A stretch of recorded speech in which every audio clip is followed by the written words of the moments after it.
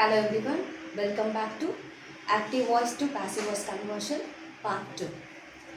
நேற்று present tense உட்பட்ட எல்லா விஷயங்களையும் நம்ம பார்த்தோம். இன்னைக்கு past tense பற்றி தெரிஞ்சுக்கணும். Coming to the concept, first simple past. She spoke English இருக்கா? Spoke தான் உங்களுடைய verb.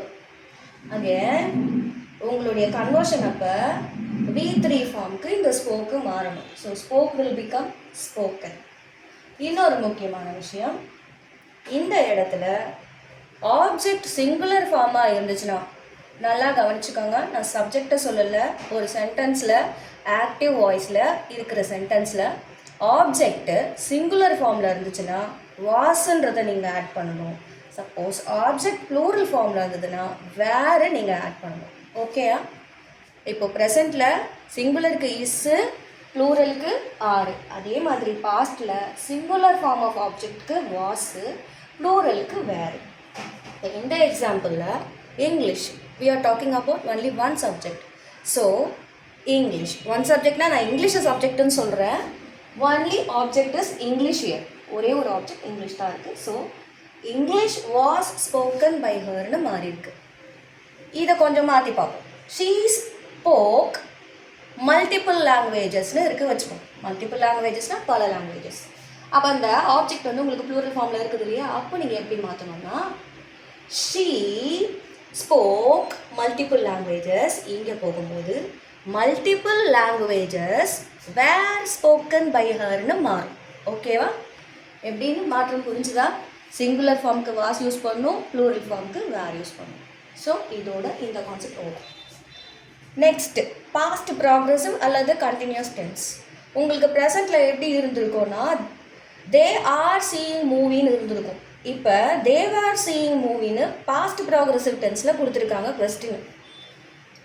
சிமிலர்லி இங்கேயுமே நீங்கள் பண்ண வேண்டிய சேஞ்ச் என்னென்னா உங்களுடைய ஆப்ஜெக்ட் சிங்குலராக ப்ளூரரானு கவனிச்சிக்கோங்க. ஃபஸ்ட்டு ஆப்ஜெக்ட் பிளேஸில் மூவி இருக்குது, அது சிங்குலர் ஃபார்ம்.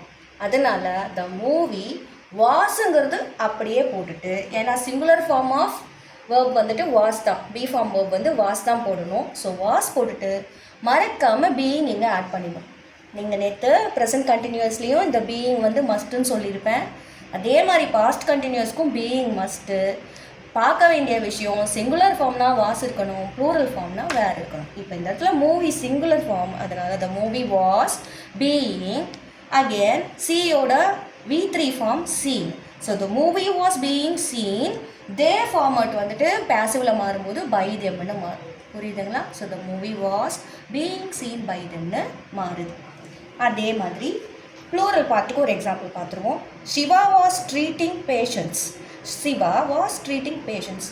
உங்கள் ஆப்ஜெக்டை பாருங்கள், பேஷண்ட்ஸ் பல பேர். ஸோ ப்ளூரல் ஃபார்மில் இருக்கிறதுனால the patients were being treated.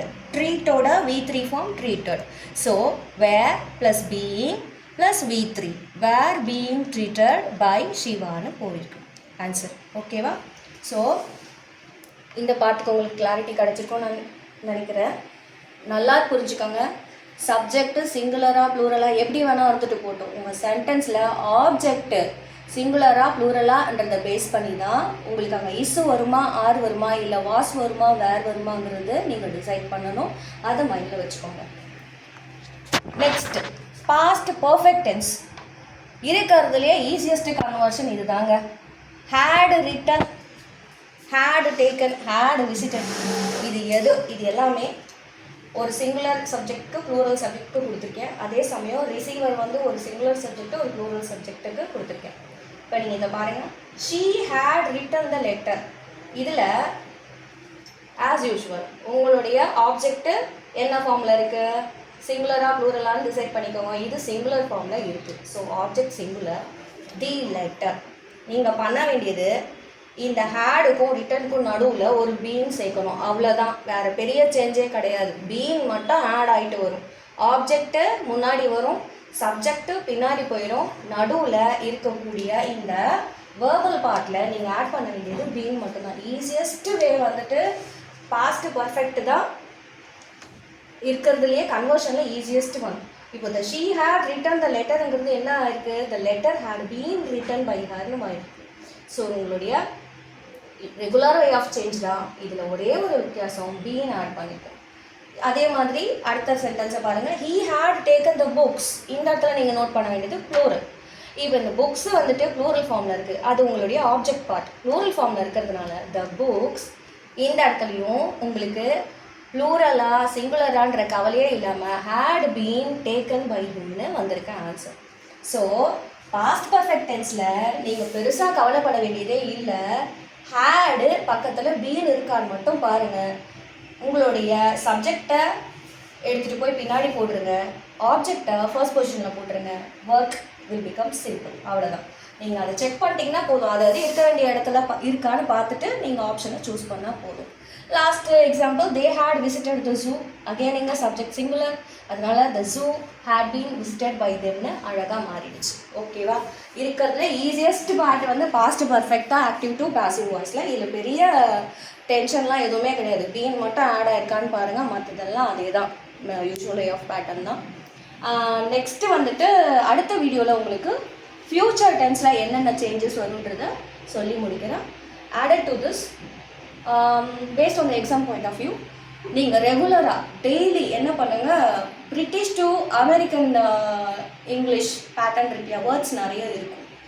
British versus American words இருக்கும். அது நீங்கள் ரெகுலராக ரிவைஸ் பண்ணுங்கள். கண்டிப்பாக அது பேஸ் பண்ணி கொஸ்டின் இருக்கும் உங்களுடைய கொஷின் பேப்பரில். நிறைய ப்ரீவியஸ் இயர் கொஷின் பேப்பரை கோ த்ரூ பண்ணிட்டு தான் நான் இதை சொல்கிறேன். ஒரு என்ன சொல்கிறது, சும்மா ஒரு 5 நிமிஷம் அப்படியே நீங்கள் ரிவைஸ் பண்ணால் கூட உங்களுக்கு தெரிஞ்சிடும். அதை வந்துட்டு ஒரு கஷ்டமாகவே இல்லாமல் ஈஸியாக படிக்கக்கூடிய ஒரு விஷயம் தான். ஆனால் கண்டிப்பாக அது கொஷின்ஸ் வரும். கோ த்ரூ பண்ணுங்கள். ஃபார் எக்ஸாம்பிள், நீங்கள் மேட்ச் பேட்டர்னில் கூட அதை கேட்டுருவாங்க. எப்படின்னா டஸ்ட்பின் சொல்லுவோம் பிரிட்டிஷில், அமெரிக்கன் லாங்குவேஜில் பார்த்தீங்கன்னா ட்ராஷ் கேன்னு சொல்லுவாங்க. இது மாதிரி ஒரு 4 கொஷின்ஸ் கொடுத்துட்டு மேட்ச் பண்ணுங்கள் அப்படின்னு சொல்லி உங்களுக்கு MCQ வந்துட்டு கீழே வந்து ஆப்ஷன்ஸ் கொடுத்துருப்பாங்க. ஸோ இது நீங்கள் ரெகுலராக கொஞ்சம் கொஞ்சம் பார்த்துட்டு இருந்தீங்கன்னா அந்த கொஸ்டினையுமே கண்டிப்பாக ஸ்கோர் அவுட் பண்ண முடியும். Thank you for today. Will see you in the next video.